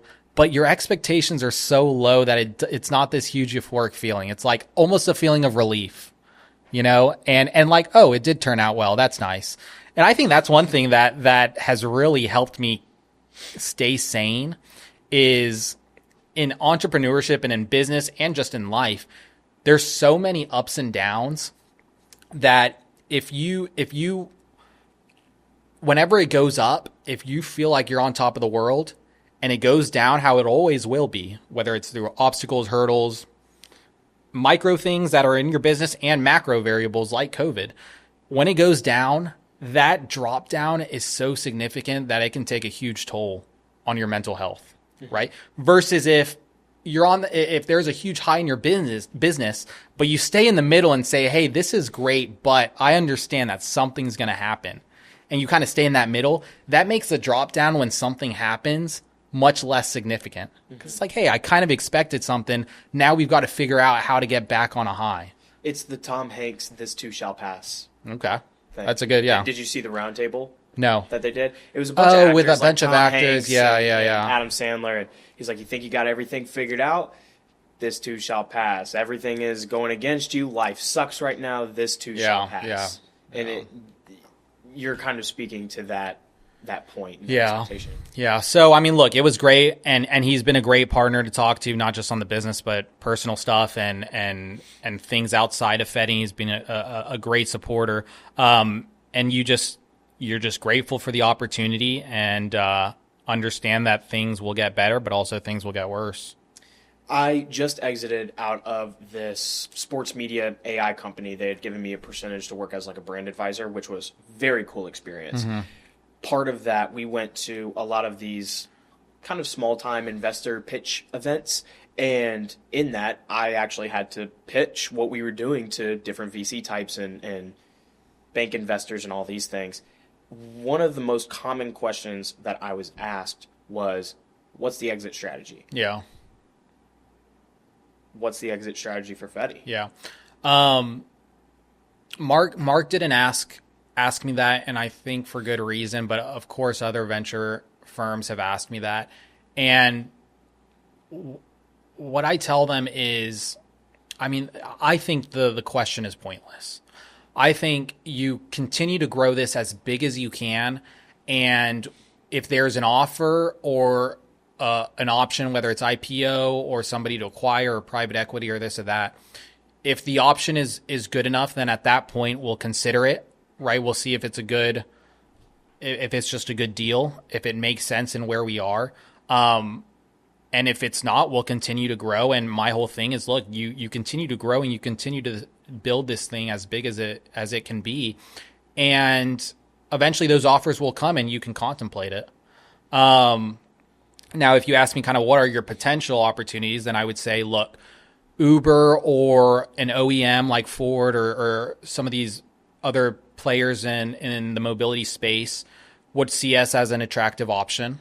Private equity, once we kind of bring in different revenue sources and increase our bottom line to have substantial cash flow, would be a good option for them. If we're able to grow significantly more arms under the Fetii brand, like Fetii Media, Fetii Rideshare, maybe there's some other options, and build it into a strong enough kind of enterprise conglomerate sort of thing, then an IPO could make sense. And then you've got the other option too, that, hey, maybe we don't ever sell it. And it's almost like although he did sell it, but he bought it back, but almost like a Barstool situation where you can continue growing it and it's strong enough to where it's paying you what you need to pay. Hopefully it's giving you and your shareholders and profits. It's giving the drivers and everyone opportunities, as well as the users, the service. And there's a situation where you could delegate it to a CEO to run it and you go do another thing. So there's so many different options. I don't worry too much about those, more so than just focus on growing and building what I have right now. And then those opportunities will come down the road. It's comforting to know that me and you have the same answer to that question. Yeah. Because that's what I would tell them is, well, they don't like to hear it. It's a very unattractive and I answer. understand because they've got kind of a 10-year horizon on their investments where they need to make sure that they get liquidity on their investment to pass back down to their LPs. Right. So I get it in the sense that makes sense, where it's in their business to figure out how they can get money out of it. Right.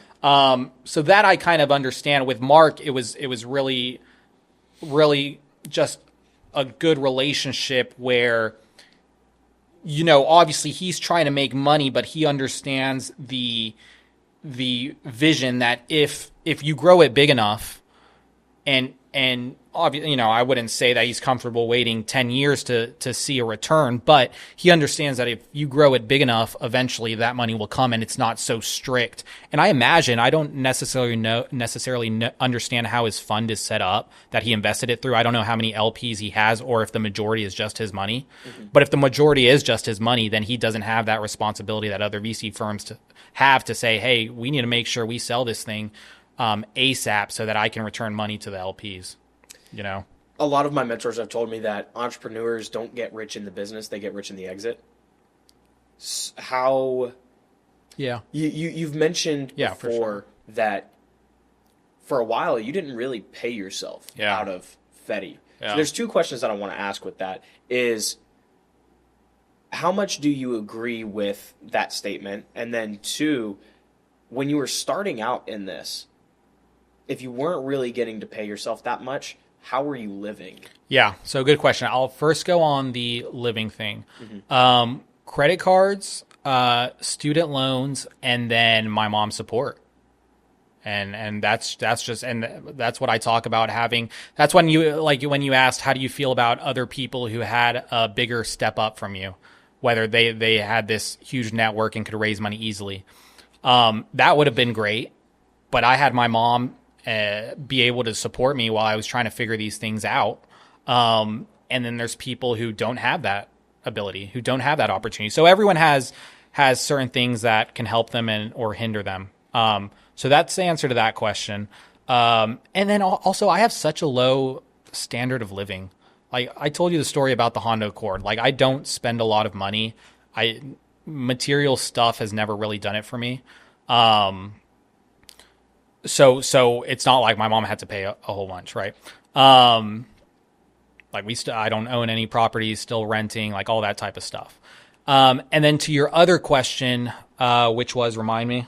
How much do you agree with the sentiment that you don't get rich in the business, you get rich in the exit? Yeah, I mean, financially, that's true.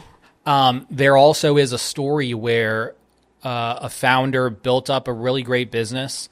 He sold it for a lot of money, and then he became severely depressed. And somebody asked him, and so he went to go start another company. And they asked him, look, you're already rich. Why are you doing this? And he said, look, whenever I sold my company, all of a sudden you get a lot of money, but you also lose a lot of opportunities. Because now you're just a rich guy versus before you owned this business that was doing so much.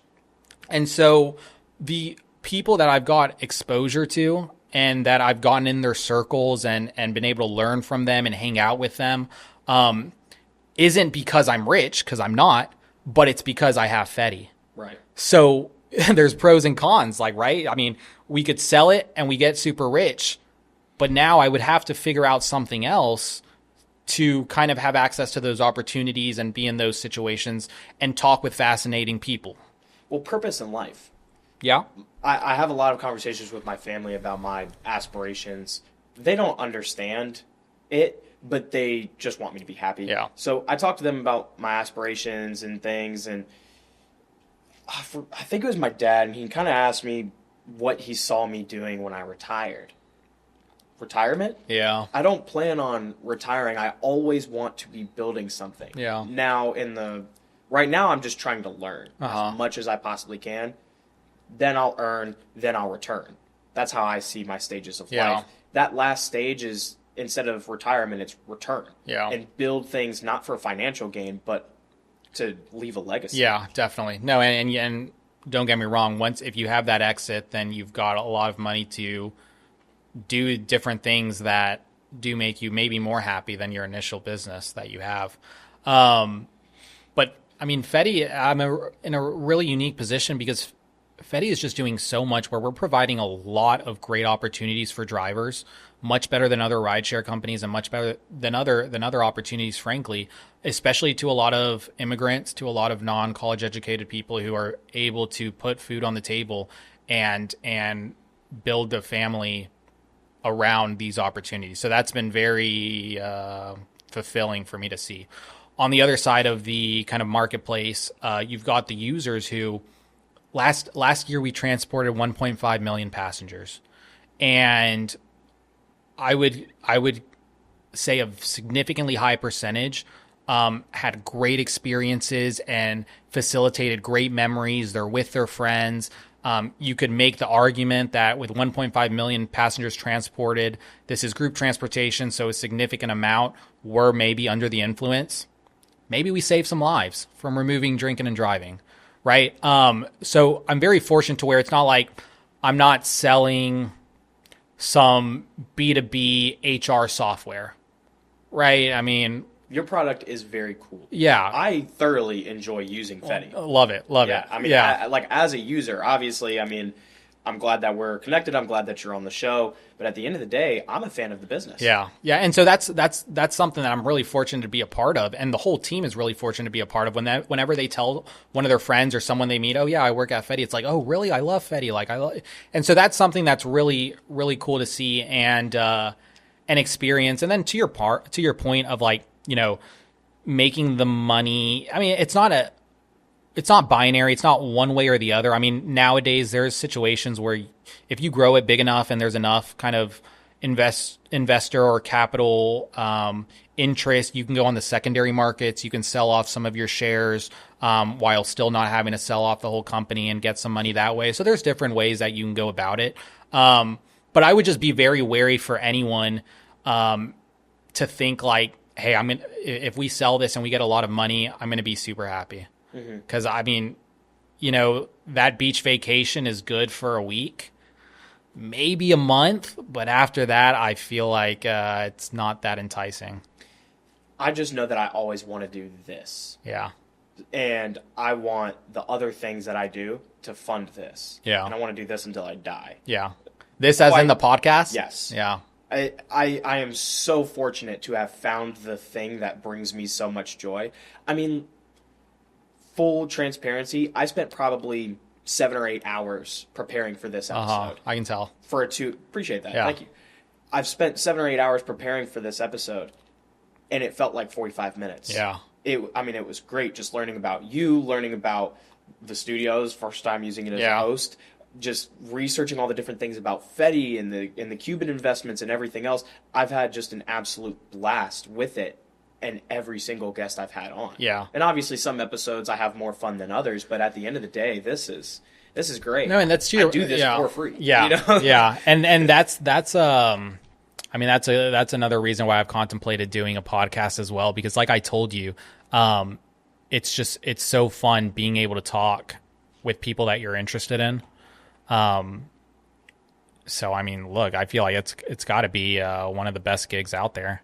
It's great. I think this is the coolest job in the world. The second coolest job that I've always said, because I am a basketball guy, is like ESPN analyst. Yeah. Like calling games. I think that's super cool, and I have some connections in that world too. Uh-huh. But yeah, with that, there's still so much overhead. With this, I get to... You're your own boss in this, yeah. This is it. Yeah. This is it. What, me being 21, you can pretend I'm 21-year-old Matthew, what are some lessons that you would tell your 21-year-old self? I mean, we've gone through a lot already.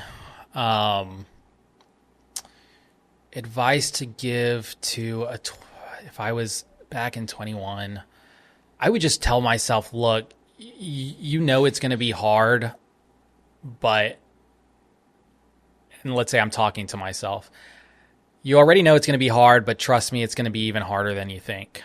And it, it's similar to kind of the Jensen thing. It's like, do you really want to put yourself through all of it? But again, you did, and so you will. You can't really change who you are.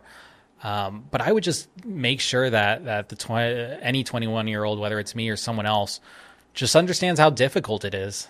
And it might sound pessimistic or low or whatnot, kind of the messaging that I've had around that recently, especially when I'm chatting with people about it. But just understand that it's not all glory, Is it worth it? I think I've had a lot of great experiences, interesting experiences on my life so far. And this is just really 5 years, even though it feels like 15, 20 to me. That I think it's worth it. I think, I really grew up reading a lot of fantasy books, Harry Potter, Aragon, Artemis Fowl, Star Wars. And I think they all go through hardships, the protagonists. I think, look, you can either be happy and content having not achieved much. And I want to say achieved much in a macro, because like I said, look, raising a family, raising great kids, that's a huge achievement. So I'm not putting any of that down, but let's just say in the business aspect, let's say macro impact, providing jobs, providing a great service, this and that.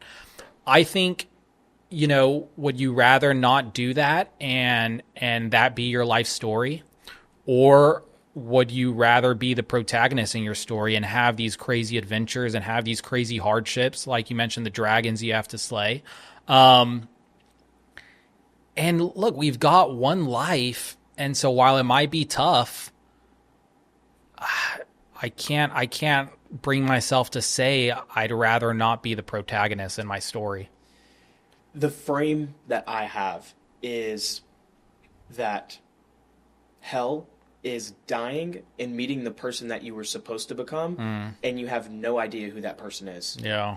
That is the scariest thought to me, is that when I look back on my life, that it wasn't as great of a movie as I had originally hoped. Well, and that's what a midlife crisis is, right? Mm-hmm. I mean, a lot of people get to the point where they thought, all right, I've got the family, I've got the job, this is what it was supposed to be, and they realize, geez, they're 40. They're 40, they're 50, and it's like, geez, maybe I could have done more, and that's why I'm and it's not just like being a founder, being a CEO. Everyone on our team is experiencing all these adventures as well, right? Experiencing what it takes from the ground up to build something, to add to their journey, to add to their experiences. So look, maybe it's joining a startup. Maybe you don't have to start one, and maybe you join a startup, you learn that way, you go through all these great adventures, and you come out the other end, and maybe you do your own thing, or maybe you join another startup. I know some of the people that I was talking about that I love hanging out with that are in their 50s, 60s. Some of them aren't founders, but they were, one was a CFO for a startup that got acquired by Amazon. And then he moved on to a CFO role at another startup, and then another startup. And now he's got all these great experiences and stories and is very successful and a lot of wisdom. And so there's a lot of different routes, right? It's not necessarily, you need to be a founder. You need to be kind of an entrepreneur in that sense. But if you can figure out ways where you just make your life more interesting, I think it does prevent a midlife crisis or an end of life crisis, right? If you're on your deathbed and you're like, geez, what did I do? So, I wouldn't regret or have it any other way then. Yeah. Yeah. When was the last time you drove the bus? Man, you're going to get me in trouble. I probably should more, but maybe the last time was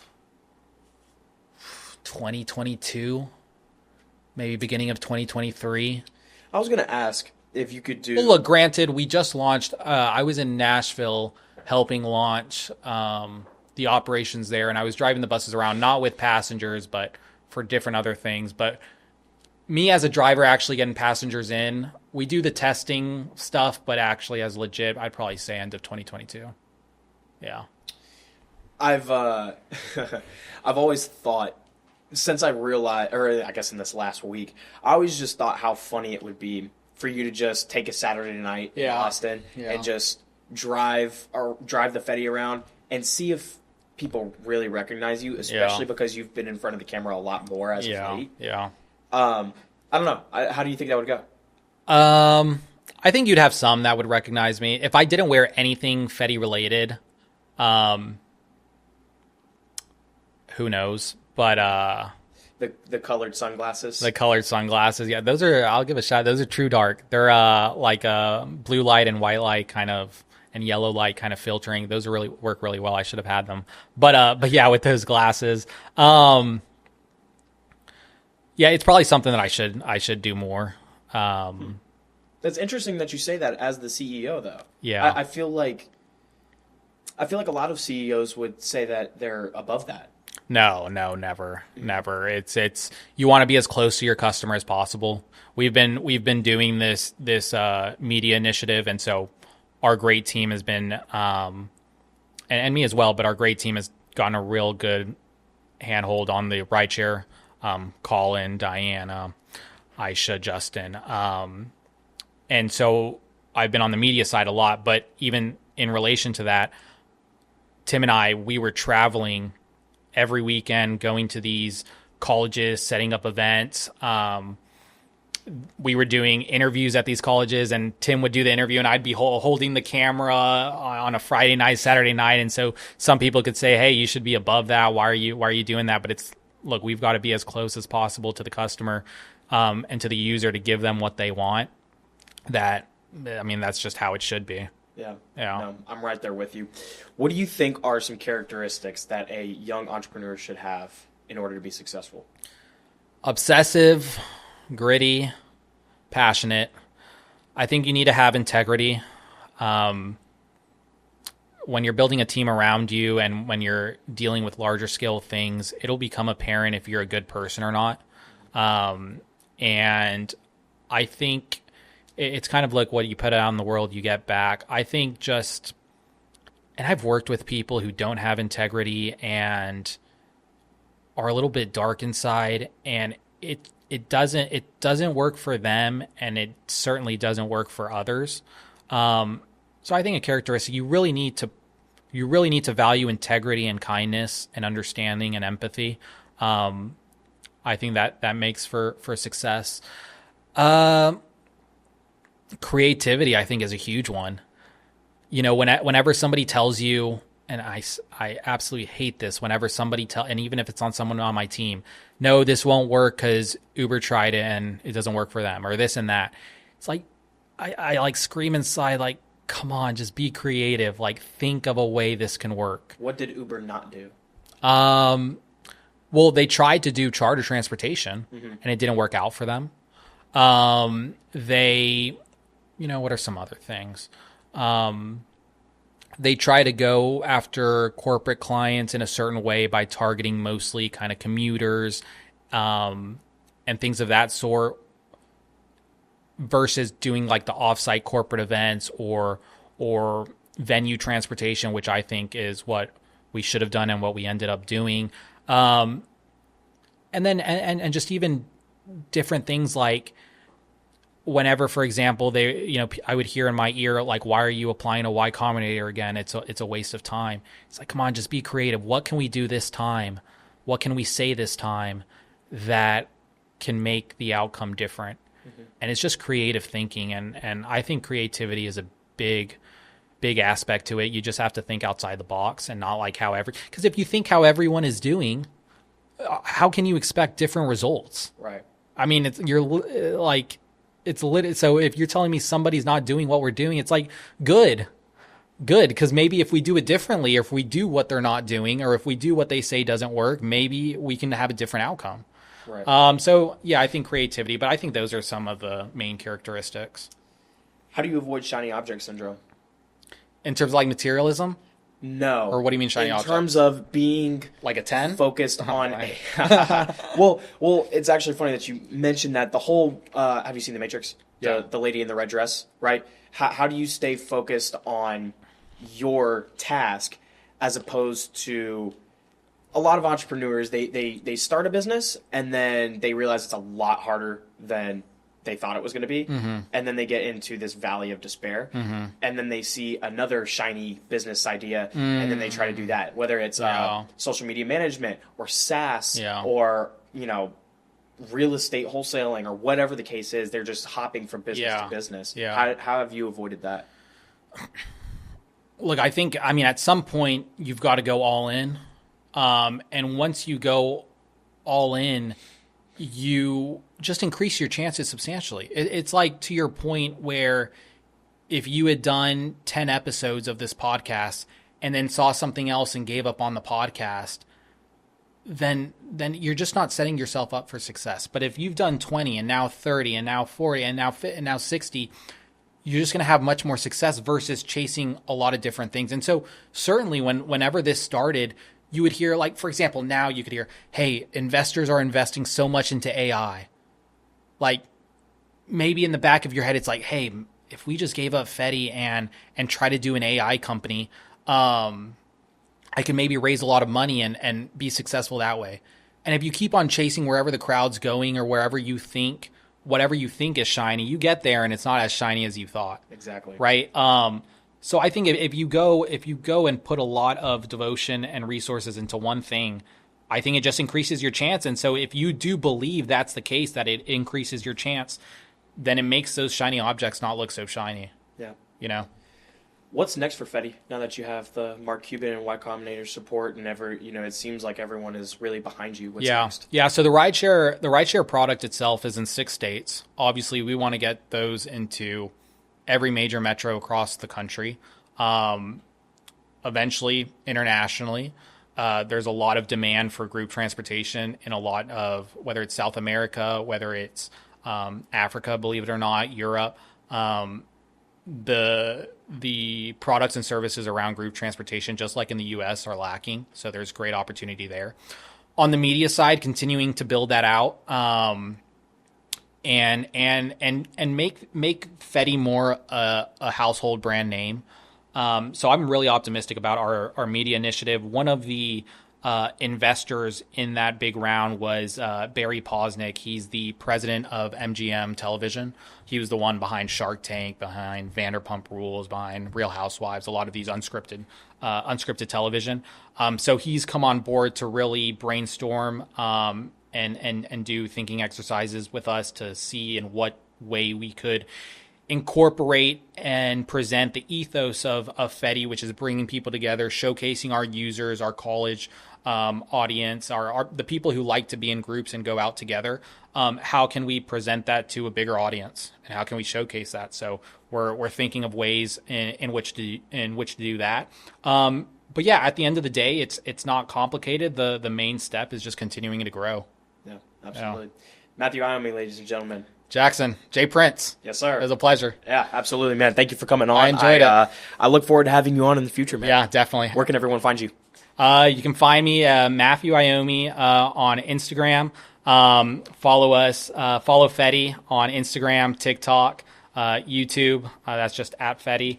And then if I start my own podcast, you'll be one of the first guests. Thank you very much. That means a lot. All right. Awesome. Well, I had fun. Yeah.